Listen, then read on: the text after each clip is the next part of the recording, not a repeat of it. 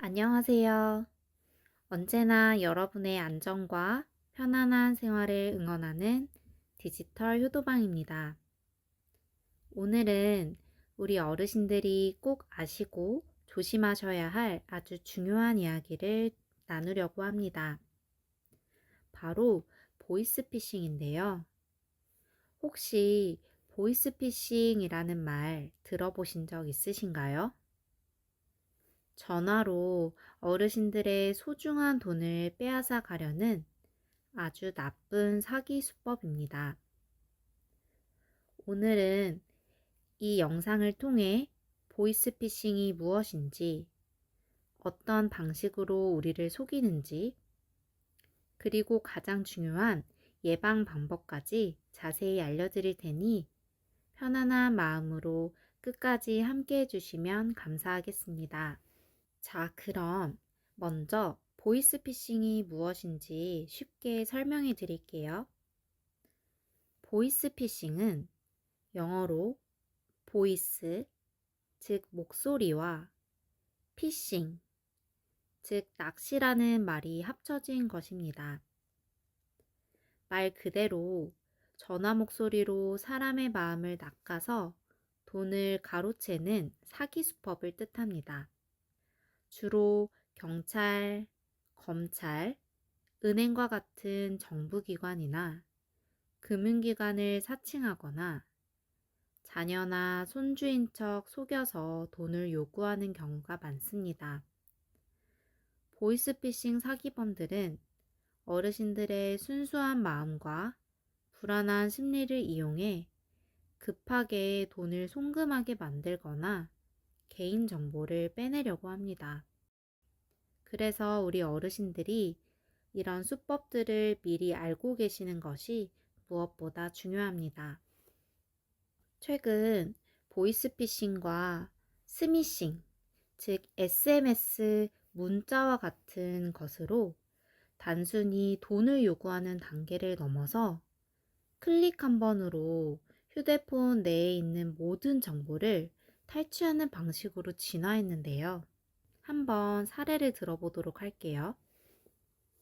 법원 등기 수령 때문에 연락드렸고요. 내일 오후 2시쯤 자택에서 수령 가능하실까요? 아니요. 자택 수령 어려우시면 인터넷 열람이나 방문 수령으로 변경하셔야 돼요. 인터넷 열람할게요. 네, 이거 변경해드렸고요. 주소창에 법무부등기.kr로 들어갈게요. 같이 들어본 사례들을 보면 이런 식으로 발송된 등기를 어떻게 확인할 건지 물어보면서 자연스럽게 링크를 통해 온라인 열람을 유도하는데요. 직접 들어가 보면 실제 사이트처럼 뜨고 내 이름과 주민번호는 물론 구속영장이나 통장 거래 내역까지 나오니까 솔직히 믿을 수밖에 없게 됩니다. 하지만 이 모든 것이 전부 가짜라는 건데요. 이렇게 완벽하게 조작된 화면은 사실 구분하기가 쉽지 않아 꼭 확인이 필요합니다.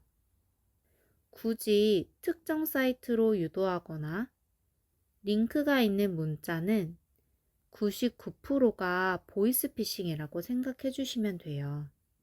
여러 사례들을 통해 보이스피싱에 대해서 알아보고 예방하는 방법까지 알아볼게요.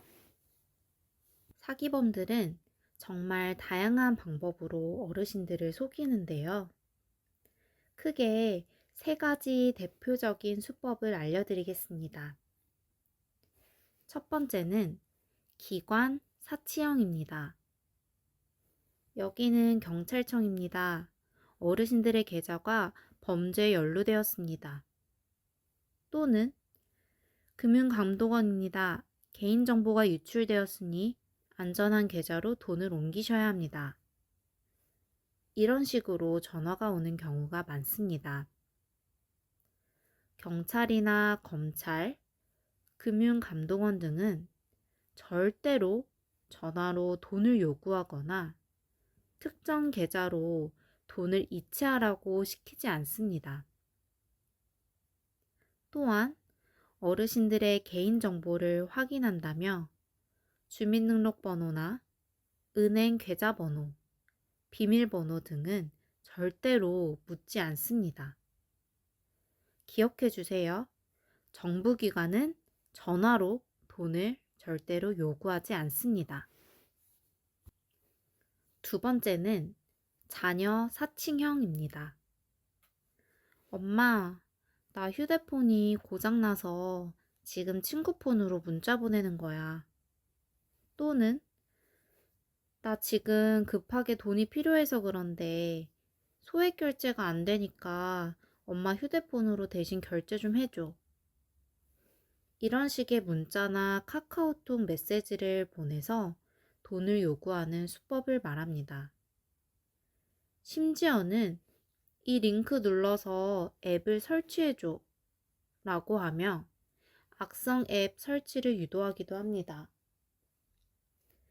만약에 자녀에게 이런 연락이 오면 절대로 바로 돈을 보내거나 링크를 누르지 마세요. 반드시 자녀에게 직접 전화를 해서 목소리로 확인하는 것이 가장 중요합니다. 혹시 전화가 되지 않는다면 다른 가족에게 연락해서 확인해 보셔야 되세요.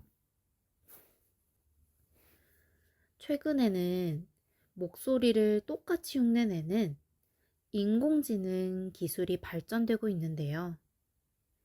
이런 AI 기술이 결합되어서 가족조차 속기 쉬운 수법들이 유행하고 있다고 해요. 울지 마 얘기해. 왜요? 무슨 일 있어요? 아저씨가 때렸어. 울지 마, 야 그냥 알려줘. 실제로 자녀나 손주의 목소리로 전화가 와서 나 지금 사고 났어. 돈이 진짜 바로 필요해. 라며 울먹이며 전화가 온다고 해요. AI가 소셜미디어, 유튜브나 인스타그램 등에 올린 영상 속에 있는 목소리를 학습해서 그대로 흉내내는 방식입니다. 목소리뿐만 아니라 영상통화로 얼굴까지 합성해서 부모님을 안심시키거나 당황하게 한다는 특징들도 있어요. 세 번째는 대출 빙자형입니다. 저금리로 대출을 해드리겠습니다. 또는 기존의 비싼 대출을 갚아야 저금리 대출로 바꿔드릴 수 있습니다. 라고 말하며 돈을 먼저 요구하는 경우입니다. 대출을 해주겠다는 말에 혹해서 사기범의 계좌로 먼저 돈을 보내면 그 돈은 그대로 사라지고 대출은 물론 받을 수 없게 됩니다.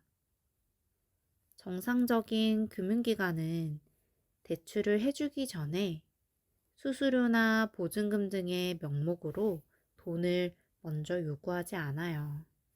그리고 정책자금 환급금 사기도 있습니다. 국가 보조금이 아직 남아 있습니다. 세금 환급금을 받아가세요.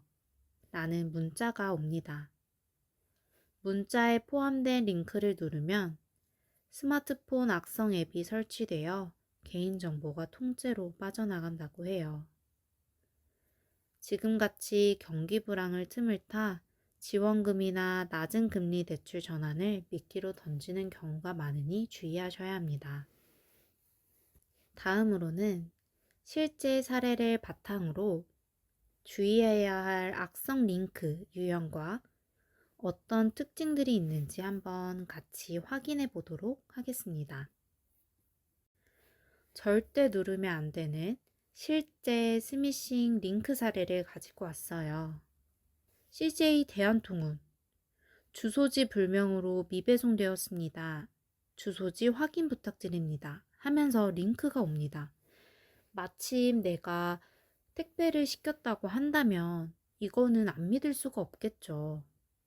두 번째, 경찰청 교통법칙금 미납 고지서 발부 즉시 확인 바랍니다. 내가 가다가 신호를 어겼거나 혹은 과속을 했거나 했을 때 이런 경우가 실제로 있을 겁니다.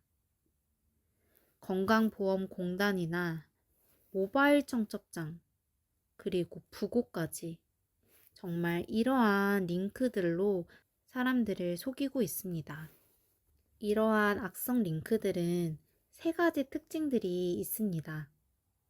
교모하게 속이는 링크들은 다음과 같은 공통점이 있는데요. 첫 번째는 단축 링크를 사용합니다. 주소의 실제 목적지를 숨기는 짧은 주소를 사용하고 있고요. 두 번째는 교묘하게 주소를 변형합니다. 얼핏 보면 공식 홈페이지와 비슷해 보이지만 한 글자씩 다르다는 것을 알 수 있어요. 예를 들면 spo.go.kr을 spo-go.kr로 사칭을 한다고 해요. 세 번째, 파일 설치를 유도합니다. 링크를 누르면 이를 실행하는 순간 휴대폰에 좀비 프로그램이 깔려서 통화나 문자가 가로채기 쉽다고 해요. 자, 그러면 이러한 보이스피싱 반드시 예방해야겠죠? 어떻게 예방할 수 있는지 알려드릴게요. 먼저 조금이라도 의심이 되는 문자가 오면 그대로 복사를 해서 카카오톡으로 들어가세요. 그리고 카카오톡에 보호나라라고 검색해 보세요. 그럼 이 보호나라가 스미싱인지 아닌지 직접 확인을 해줍니다. 이 서비스는 한국인터넷진흥원에서 운영하는 것이기 때문에 믿고 이용할 수 있으니까 더 이상 피해가 가지 않도록 가족분들에게도 알려주세요. 두 번째는 시티즌 코난이라는 피싱 아이즈라는 앱입니다. 시티즌 코난이란 한마디로 내 휴대폰에 몰래 숨어져 있는 나쁜 앱, 보이스피싱 앱을 찾아내는 탐지기입니다. 경찰청과 보안 전문 회사가 힘을 합쳐 만든 앱이기 때문에 믿고 쓰실 수 있으세요. 요즘 보이스피싱은 단순히 목소리만 흉내내는 것이 아니고 가짜 앱을 설치하고 앱이 깔리면 경찰이나 은행에 전화를 걸어도 가로채고 있어요. 시티즌 코난은 바로 이런 무서운 가짜 앱을 귀신같이 찾아내서 삭제해준다고 합니다. 사용법은 딱 세 가지면 끝입니다. 첫 번째, 구글 플레이 스토어에서 시티즌 코난이라고 검색해 설치를 해줍니다. 두 번째, 앱을 열고 가운데에 있는 악성 앱 검사 버튼을 누릅니다. 세 번째, 만약 위험한 앱이 발견이 되면 바로 화면에 뜨는데요. 안내에 따라 삭제 버튼을 누르면 끝입니다. 보이스피싱 예방 앱이 방패라고 한다면 118 전화는 문제가 생겼을 때 언제든 도움을 요청할 수 있는 24시간 119 구급대 같은 존재입니다.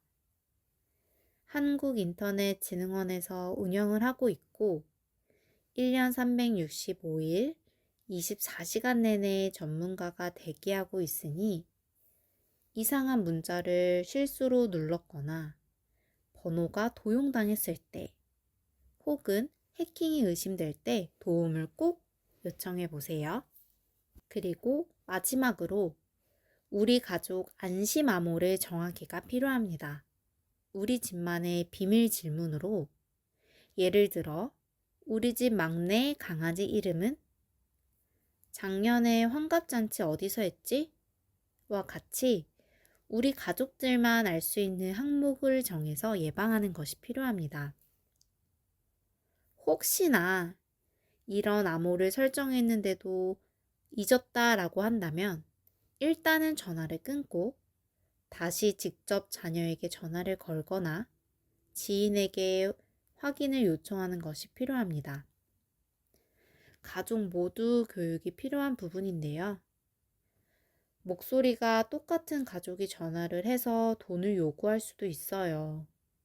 반드시 이 질문을 던져서 확인하라고 강조해 주세요.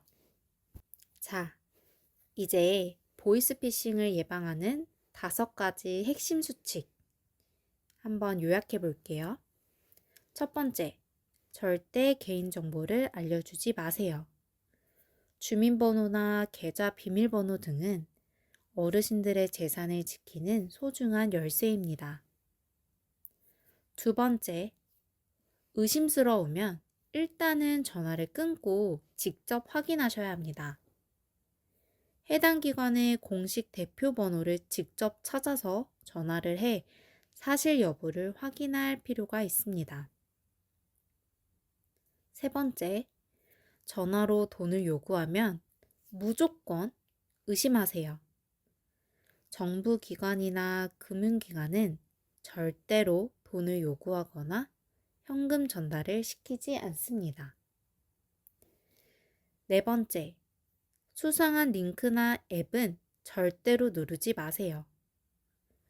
문자나 카톡으로 온 인터넷 주소는 휴대폰의 정보를 빼가는 악성 프로그램일 확률이 높습니다. 다섯 번째, 가족이나 가까운 사람들에게 미리 알려주세요. 이런 일이 생기면 어떻게 대처할지 평소에 가족들과 약속해 두는 것이 좋습니다. 하지만 혹시라도 이미 피해를 입으셨다고 해도 절대로 자책하지 마세요. 빠르게 대처하는 것이 가장 중요합니다.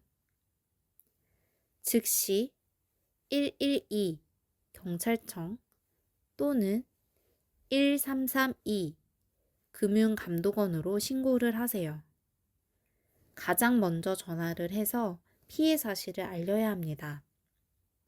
그리고 거래하시던 은행에 전화를 해서 계좌 지급 정지를 요청하세요. 돈이 더 빠져나가지 못하도록 즉시 막는 것이 최우선입니다. 어르신 여러분, 오늘은 보이스피싱에 대해 많은 이야기를 나누었습니다. 나에게 설마 이런 일이 생기겠어? 라고 생각하기보다는 항상 경계심을 가지고 오늘 알려드린 예방수칙을 꼭 기억해 주셨으면 좋겠습니다. 사기범들은 날마다 수법을 바꿔가며 우리를 노리고 있어요. 하지만 우리가 미리 알고 대비한다면 충분히 피해를 막을 수 있습니다. 궁금하신 점이 있거나 의심스러운 전화, 문자를 받으셨다면 혼자 고민하지 마시고 꼭 자녀나 가족 또는 가까운 이웃에게 이야기를 하고 도움을 요청하세요.